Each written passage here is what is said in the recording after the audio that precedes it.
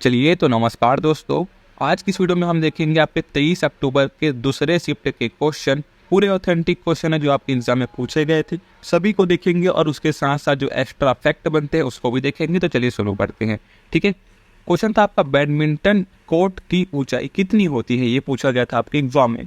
तो देखिए, badminton court की जो ऊंचाई होती है वो होती है आपकी कोर्ट के केंद्र में 1.55 मीटर है ना, या फिर 5 फुट 1 इंच, और किनारा की बात करेंगे तो 1.524 मीटर यानी कि 5 फुट होती है। तो हम ज़्यादा से ज़्यादा क्या याद रख सकते हैं इसमें कि 5 फुट 1 इंच जो कि है केंद्र की होती है, और किनारों की बोलेंगे तो 5 फुट होती है। ठीक है, अब देखिए इसमें और कुछ जानने वाली बात यह है कि बैडमिंटन कोर्ट की लंबाई कितना होती है, 13.4 मीटर, और चौड़ाई जो कि है 6.1 मीटर होती है। ठीक है, वहीं हम बात करें कोर्ट की लाइनें की तो इसमें 38 मिमी मोटी होती है। ठीक है, लाइनें जो कि है ना, मिलीमीटर जिसको बोलते हैं हम लोग।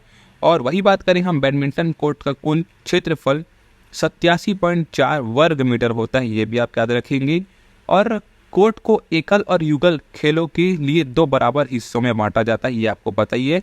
और बैडमिंटन कोर्ट के लिए जरूरी न्यूनतम जमीन का क्षेत्रफल 1600 वर्ग फुट होना चाहिए, ये भी आप याद रखेंगे। तो दोस्तों ये कुछ इसके एक्स्ट्रा फैक्ट थे जिससे आपके एग्जाम में क्वेश्चन बन सकते हैं। ठीक है, एक क्वेश्चन था आपका पाणिनि ने व्याकरण पर कौन सी किताब लिखी, ये पूछा गया था।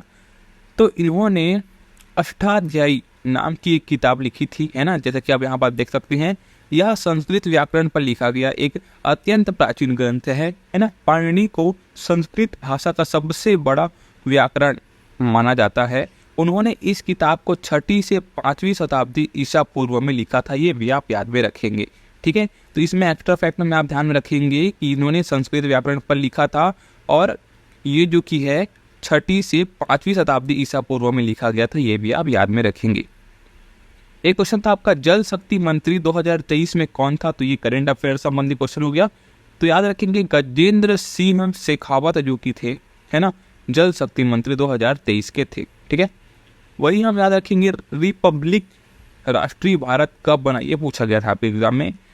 तो भारत 26 जनवरी 1950 को गणतंत्र बना था।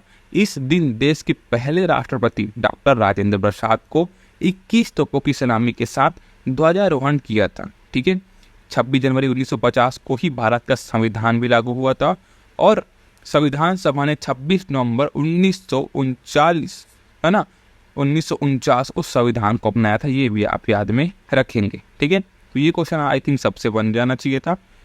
एक क्वेश्चन था आपका 42वें संविधान संशोधन कब हुआ करके। ठीक है, तो ये आप याद रखेंगे, ये साल 1976 में हुआ था 42वां संविधान संशोधन। इसमें और क्या जानने वाली बात है कि इसे आधिकारिक तौर पर संविधान अधिनियम 1976 के नाम से भी जाना जाता है, ये भी याद रखेंगे। कैसे 1976 के संविधान संशोधन को हम 42वें संविधान संशोधन कहते हैं, याद रखेंगे। यह संशोधन इंदिरा गांधी के नेतृत्व वाली भारतीय राष्ट्रीय कांग्रेस सरकार ने आपातकाल के दौरान किया था। ठीक है, और आपातकाल 25 जून 1975 से 21 मार्च 1977 रहा, ये भी आपके एक्स्ट्रा फैक्ट में। ठीक है, कि आपातकाल की अवधि जो की है 25 जून 1975 से 21 मार्च 1977 तक रहा था। ठीक है, वही एक क्वेश्चन था आपका 2011 के जनगणना कौन से नंबर की जनगणना है, ये पूछा गया था। तो ये आप याद रखेंगे 15वीं जनगणना थी ये, और ये जो की है बार बार पूछा हुआ क्वेश्चन है आपके एग्जाम में। मैंने इसको इससे पहले 2 से 3 बार और करा चुका है। ठीक है, तो याद रखेंगे कि 15वीं नंबर की जनगणना थी 2011 की जनगणना, और यह आज़ादी के बाद भारत की 7वीं जनगणना थी, ये भी आप याद में रखेंगे। ठीक है, आज़ादी के बाद की पूछा गया तो 7वीं हो जाएगी, और ऐसे पूछा जाए तो 15वीं जनगणना थी, याद रखेंगे। ठीक है, एक क्वेश्चन था आपका द ब्लू अम्ब्रेला के लेखक कौन है। सेम क्वेश्चन आपके as it is same to same question SSC MTS में पहले शिफ्ट में पूछा हुआ क्वेश्चन है ये। तो याद रखेंगे कि रस्किन बॉन्ड द्वारा लिखा गया है ये आपका द ब्लू अम्ब्रेला, और कब लिखा गया पूछा गया तो 1980 में लिखा गया है, ये भी आप ध्यान में रखेंगे। ठीक है, रस्किन बॉन्ड द्वारा लिखा गया है द ब्लू अम्ब्रेला, और कब बोला गया तो 1980। वही ये क्वेश्चन है आपका हरिहरन का संबंध किससे है करके। तो ये आपके भारतीय पार्श्व गायक है, ध्यान में रखेंगे। ये भी क्वेश्चन शायद तक मेरे हिसाब से ये भी पूछा हुआ क्वेश्चन है ना, पार्श्व गायक से संबंधित क्वेश्चन पूछा गया था। तो याद रखेंगे हरिहरन का संबंध जो किया एक भारतीय पार्श्व गायक है, याद रखेंगे। एक क्वेश्चन था आपका 2023 में जर्मनी का कौन राजदूत बन के भारत आया था। तो यहाँ पास मैं आपको 2023 का कंफर्म नहीं बता सकता है ना, क्योंकि इसमें समझ नहीं आया क्वेश्चन किस प्रकार से दिया गया था, है ना, थोड़े क्वेश्चन को डाउट है इसमें। बट जर्मनी का राजदूत जो भारत आया था वो था आपका डॉक्टर फिलिप एकरमैन। ठीक है, तो ये ध्यान में रखेंगे।